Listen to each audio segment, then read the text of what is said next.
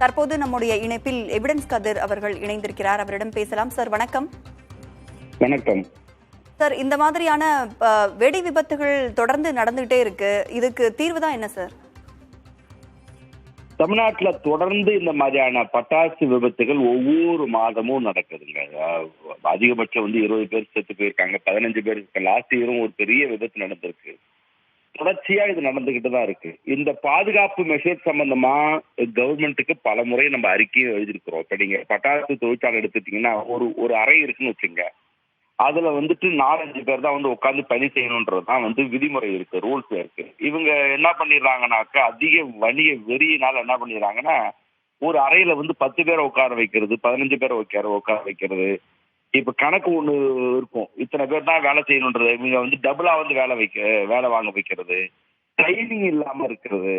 ரெண்டாவது, இந்த பட்டாசு விபத்துக்கும் நம்ம தொழிற்சாலைக்கும் குடியிருப்புக்கு அது ரொம்ப தொலைவில் இருக்கணும்னு இருக்காங்க. நிறைய காற்றோட்ட வசதி இருக்கணும்ன்ற இதெல்லாம் இருக்கு.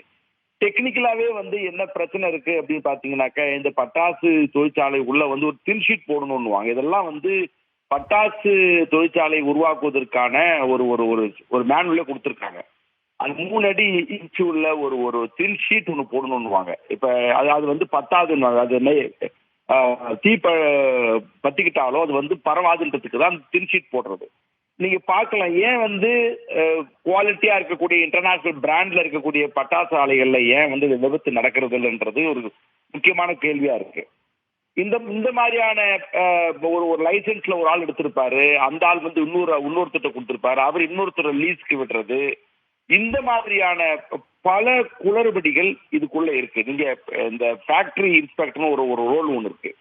அவர் என்ன பண்றாருன்னா, அவர் ஒரு இன்ஸ்பெக்ஷன் பண்ணணும். இது மாதிரி பட்டாசு விபத்து எப்போ வேணாலும் எந்த ஃபேக்டரிக்கு வேணாலும் அங்க இருக்கக்கூடிய பாதுகாப்பு கருவிகள் சம்பந்தமாகவோ, கட்டடங்கள் சரியா இருக்கா, தீ பத்திச்சுனாக்கா தண்ணி இருக்கா, மணல் இருக்கா, அவங்க ட்ரெயின்டு லேபரா, இத்தனை பேர் தான் அந்த பட்டாசு வேலை வாங்கணும்னா இவ்வளவு பேர் தான் அங்க இருக்கிறாங்களா என்றதெல்லாம் பார்க்கணும்.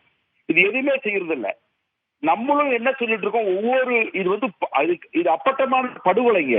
இது அப்பட்டமான படுகொலை. இது நம்ம என்னன்னா, இது என்னைக்காவது ஒண்ணு நடந்தா பரவாயில்ல, ஒவ்வொரு மாதமும் இருக்கும். நீங்க பாத்தீங்கன்னா பார்க்கலாம், ஒவ்வொரு மாதமும் சில மாதங்கள் 3-4 இன்சிடென்ட் நடக்குது. குறிப்பா சிவகாசி, விருதுநகர், திருத்தங்கல், இந்த ஏரியாவும் நீங்க கணக்கெடுத்து பாருங்க. நான் இதுவரை ஒரு 15 விபத்துக்கு நான் போயிருப்பேன் கலாய்வுக்கு.